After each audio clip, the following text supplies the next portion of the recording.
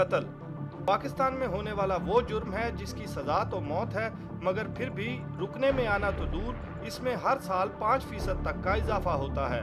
कत्ल के मुकदमात में सजाए मौत की बजाय फरीकैन के दरमियान कसास और दियत के तहत सुलह इसकी एक बड़ी वजह बताई जाती है। एक ऐसा ही राजीनामा हाल में ही हुआ, मगर इस सुलह में मकतूलीन के वरसा को मनाने के लिए बड़े बुजुर्ग नहीं बल्कि हुकूमती और गैर मुल्की ओहदेदार पहुंचे थे। जी हाँ, ये जिक्र है लाहौर में दोहरे कत्ल के अमरीकी मुल्जिम रेमंड डेविस और मकतूलीन के वरसा की सुलह का।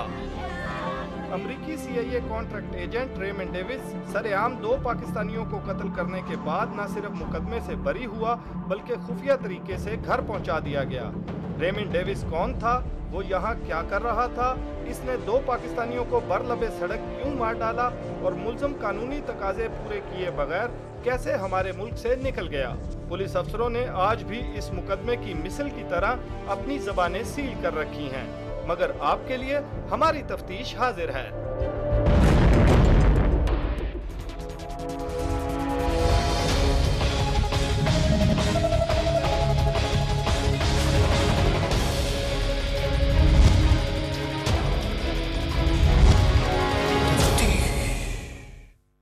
कहते हैं कि कत्ल की दफा 302 का लफ्ज अगर दरख्त पर लिख दिया जाए तो वो भी सूख जाता है, मगर जिस 302 का जिक्र हम करने जा रहे हैं इससे अमेरिका रूठ जाता है।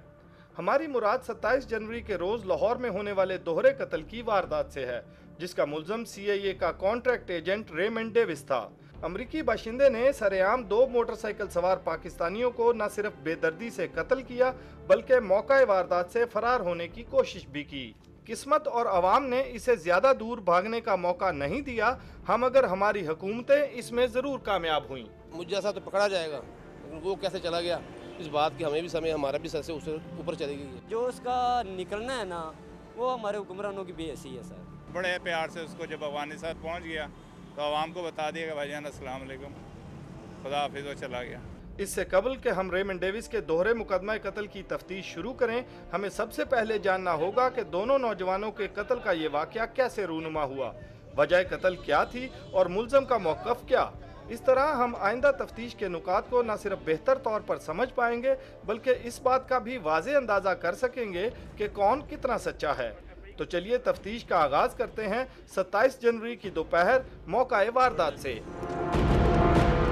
बहुत कॉन्फिडेंस में था, मतलब बंदे को मार के जो है ना, ऐसे नहीं लग रहा था बंदे मार के जो है ना वो बंदा परेशान हो जाता है और उसको कोई परेशानी नहीं थी। मौके पे 2 बंदों को मारा था यहाँ पे, हमने उनको रोका भी, उसके बावजूद वो भाग गया तो आगे जाके पुलिस ने उसको पकड़ लिया। करतबा चौक लाहौर की मशहूर जगहों में से एक। जेल रोड और फिरोजपुर रोड के संगम पर सफेद रंग की होंडा VTI कार सवार एक सफेद फार्म शख्स ने गाड़ी के अंदर और फिर बाहर निकलकर फायरिंग की, जिससे मोटरसाइकिल सवार 2 दोस्त जाँ बहक हो गए। मुल्ज़िम ने कत्ल की इस वारदात के फौरी बाद गाड़ी से अपना कैमरा निकाला और 3 तस्वीर बनाने के बाद गाड़ी में बैठकर जाए वारदात से फरार हो गया, मगर कुछ दूर पहुंचकर बदनिज़ाम कहलाई जाने वाली हमारी ट्रैफिक के बायस ये अमरीकी मुखबर पुलिस के काबू आ गया। गोरे के पास पिस्टल था, उसके बाद उसने फायर किए हैं, पूरा ब्रेस्ट किया, ठीक है। दोनों लड़के गिरे हुए देखे, एक लड़का उठ के थोड़ा दूर भागा है, वो भी गिर गया। एक मौका नीचे वो गाड़ी के बाहर निकला, उसने फिर फायर किया, लड़के के सर पे लगा। वहाँ पे 2 डाकुओं ने उस पर गन पॉइंट की है। इसने सेल्फ डिफेंस में जो अभी तक हमारे पास रिपोर्टेडली वाक़या है, इसने फायर की है। नाम रेमंड एलन डेविस, 2 अक्टूबर 1974 के रोज अमरीकी रियासत वर्जीनिया में पैदा हुआ। 1993 में वो अमरीकी फौज में भर्ती हुआ। 2003 तक खिदमत अंजाम देने के बाद वो अमेरिकन 3rd स्पेशल फोर्सेस का हिस्सा बन गया। बाद में इसने अपनी बीवी रेबिका डेविस के साथ मिलकर एक प्राइवेट सिक्योरिटी कंपनी खोल ली जो अंडरकवर एजेंट्स का काम करती है, जिसके अमेरिका की मुख्तलिफ रियासतों में दफातर भी हैं। ये जो स्पेशल एजेंट होते हैं इनके, वो जैसे जेम्स बॉन्ड है, तो उसके लिए ये पूरी अपनी ताकत लगा देते हैं। जैसे मैंने कहा, सदर से लेके नीचे तक वो सब कहते हैं कि इनको ये कहा जाता है कि मियाँ तुम जाके ये काम तुमने करना है, और अगर किसी वजह से आप फंस गए तो उसे याद रखना अमेरिका की पूरी ताकत तुम्हारे पीछे है।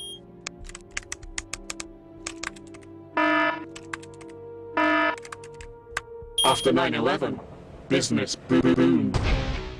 2 साल कबल रेमंड डेविस ने खुद जी सर्विसेज नामी एक सिक्योरिटी कंपनी के साथ काम शुरू किया, जिसका पुराना नाम ब्लैक वाटर है।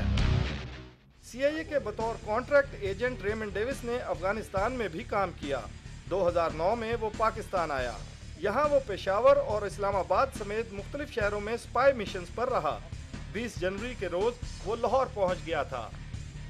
इस तरह हो सकता है कि फेडरल गवर्नमेंट की इंटीरियर मिनिस्ट्री को पूछे बगैर एक आदमी पाकिस्तान में आए भी और चला भी जाए, तो इंटीरियर मिनिस्ट्री को इन बातों का जवाब देना है ना।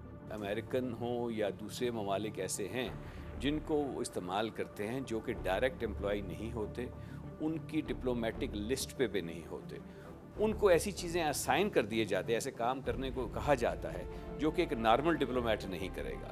उनके ज़रिए से वो काम करवाते हैं अमेरिकन्स कि उनके ऊपर ये धब्बा भी ना है कि ये स्टेट है अमेरिकन और इस तरह से गैर कानूनी कार्रवाई करते हैं और आउट ऑफ कोर्ट किलिंग करते हैं और सिविलियन को कत्ल करते हैं। ब्लैक वाटर के लोग थे।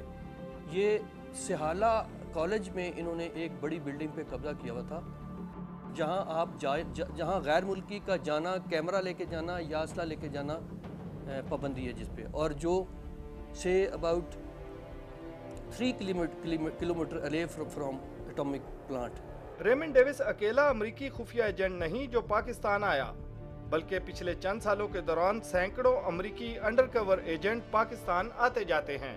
इनकी मौजूदगी किसी हिसास एजेंसी हत्ता के पुलिस से भी छुपी नहीं। इनमें से अक्सरियत के पास डिप्लोमेट पासपोर्ट और वीजे हैं, इसीलिए वो मुसल्ला होकर सरेआम घूमते फिरते हैं। इस्लामाबाद और लाहौर समेत मुख्तलिफ मकामात पर पुलिस ने इन मुसल्ला अमरीकियों को रोका और हिरासत में भी लिया, मगर चंद ही लम्हों में इन्हें छोड़ दिया गया। शहर में तो आप छोड़ देना, किसी की जरूरत नहीं पुलिस वालों की कि किसी को रोकें गोरे को और उससे चेक करें और पूछें, और ना वो उतरते हैं। वो तो गाड़ी को अंदर से लॉक कर लेते थे कि फ़ोन करो और किसी बड़े बॉस को बुलाओ। दूसरों के लिए भी वो एक एग्जाम्पल सेट करना चाहते हैं कि देखें इस बंदे ने बंदे मार भी दिए, तो देखो हमने इसको किस तरीके से इसका दिफा किया, ताकि दूसरे बंदे भी जो हैं वो समझ जाएं कि हम कुछ भी काम कर देंगे तो वी आर फ्री, हमारे लिए कोई प्रॉब्लम नहीं है, हमें छुड़ा के ले जाएगा अमेरिका। हमारे हसास इदारों की रिपोर्ट्स हैं कि पाकिस्तान के मुख्तलिफ शहरों में मुतअद्दिद मकामात पर ऐसे अमरीकियों ने घर तक किरायों पर ले रखे हैं।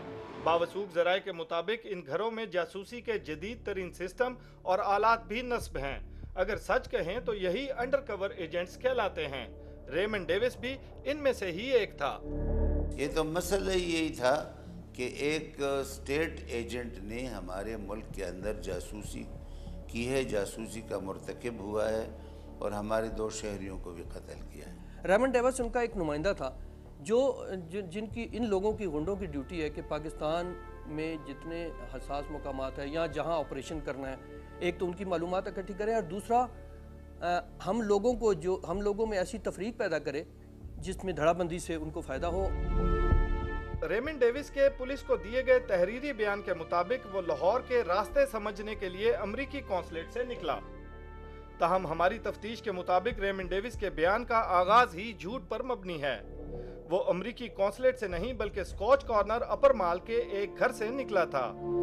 इसकी मदद के लिए कार में मौजूद ग्लोबल पोजीशनिंग सिस्टम और मोबाइल फोन से ये बात वाज़ेह है कि वो स्कॉच कॉर्नर से माल रोड पर आया और फिर वहां से कैनाल रोड पर, फिर इसने जेल रोड से अपनी गाड़ी दाएं जानिब मोड़ ली और जाए वकुआ की तरफ बढ़ने लगा। इस्लामाबाद के बारे में बात की जाती है, मैं फिर दोबारा वही बात आ जाती है कि सबूत तो आप लोगों ने जाके इन्वेस्टिगेट करके आप हासिल कर सकते हैं कि भाई काफ़ी सारे मकानात हैं। एक दफ़ा फिगर भी हमें दी गई जी को तकरीबन 72 के करीब ऐसे मकान हैं जो इन्होंने लिए हुए हैं इस्लामाबाद में। 284 हाउसेज हैं, बड़े हाउसेज, 2-2 कनाल 4-4 कनाल के, जो इनके हाइड आउट्स हैं, जिनमें ये ट्रेनिंग भी देते हैं, जिसमें इनकी एक्टिविटीज़ भी होती हैं। 284 हाउसेज इन इस्लामाबाद, तमाम मेन प्लेसेस पे, और आप गुजरें गलियों में से हर गली में कोई ना कोई होगी। रेमंड डेविस ने अपने तहरीरी बयान में कहा है कि सड़कों पर घूमने फिरने के बाद जब वो करतबा चौक पहुंचा तो इसकी गाड़ी इशारे पर रुकी। इसकी दाईं जानिब एक मोटरसाइकिल पर सवार 2 नौजवान रुके जो मुसल्ला थे। अचानक मोटरसाइकिल सवार ने मोटरसाइकिल चलाकर गाड़ी के बिल्कुल सामने रोक दी और पिछली सीट पर बैठे हुए मुसल्ला शख्स ने अपनी पैंट से पिस्टल निकाला तो इसने भी अपना पिस्टल अपने हाथ में ले लिया और यूं ही मोटरसाइकिल सवार नौजवान ने पिस्टल का चैम्बर चढ़ाकर इसकी जानिब को रुख किया तो इसने अपने दिफा में गोलियां चला दी।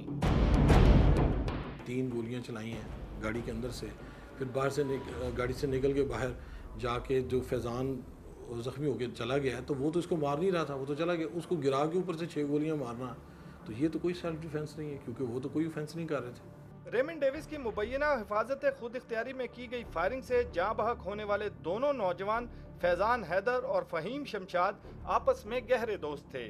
अगरचे पुलिस ये बात ऑन रिकॉर्ड नहीं लाई, मगर ये एक हकीकत है कि दोनों मकतूलीन के खिलाफ डकैती समेत मुख्तलिफ संगीन मुकदमात दर्ज थे और कुछ मुकदमात में दोनों इश्तिहारी भी। इनके कब्जे से बरामद होने वाले 3 मोबाइल्स में से 2 मसरूका थे, जो कुछ देर पहले ही छीने गए थे। मकतूलीन के पास असलहा की मौजूदगी भी इनके रिकॉर्ड याफ्ता होने की एक दलील है। जब ये हादसा हुआ है तो मैं हादसा के मौके के ऊपर गया हूँ, उधर 2 मोज़र पड़े हुए थे, मोटरसाइकिल वालों के पास थे, मैगजीन वाले। प्रोसिक्यूशन की हद तक तो हम गुफ्तगू कर सकते हैं उनसे कि तफ्तीश और फिर वो जो रिपोर्ट्स आई, आपने भी सुना कि वो 2 नौजवान डाकू थे, फिर वो 2 नौजवान मोमिन हो गए। बहरहाल वो पाकिस्तानी थे और मैं उनके साथ हूँ। ऑन रिकॉर्ड ऐसी कोई बात नहीं है, अभी तक मेरे इल्म में भी नहीं है, रिकॉर्ड में भी नहीं है, वैसे भी नहीं है। शुरू में एक बात उन्होंने चलाई थी, कंफ्यूज किया था, एक कोई यहाँ होता था बंदा, उसका नाम था सनी, तो इसमें फैज़ान जो है उसका भी निकनेम सनी है, ये उसको उसके साथ मिक्स कर रहे थे। ये पहले से किसी एजेंसी के लोग थे या ये लोग इसका पीछा कर रहे, इसका कोई सवाल ही पैदा नहीं होता। ये बिल्कुल डाउन टू अर्थ जो कहते हैं, ये बिल्कुल फ़कीर और बिल्कुल गरीब लोग थे। सेल्फ डिफेंस यानी हिफाजत खुद इख्तियारी। ताज़ीरात पाकिस्तान की दफ़ा 100 के मुताबिक हर किसी को ये हक हासिल है कि जब कोई दूसरा इसकी जान लेने लगे तो वो अपनी जान बचाने के लिए दूसरे शख्स को मार डाले, मगर इसके भी कुछ कवायद व ज़वाबित मौजूद हैं। यानी जो शख्स आप पर हमला ना कर रहा हो तो कानून उसे मारने या इस पर हमला करने की इजाज़त नहीं देता। तो क्या रेमंड डेविस ने इस कानून का इस्तेमाल सही तरीके से किया? चलिए सफाए मिसल से इसका जवाब भी तलाश करते हैं, मगर अगली पेशी यानी ब्रेक के बाद।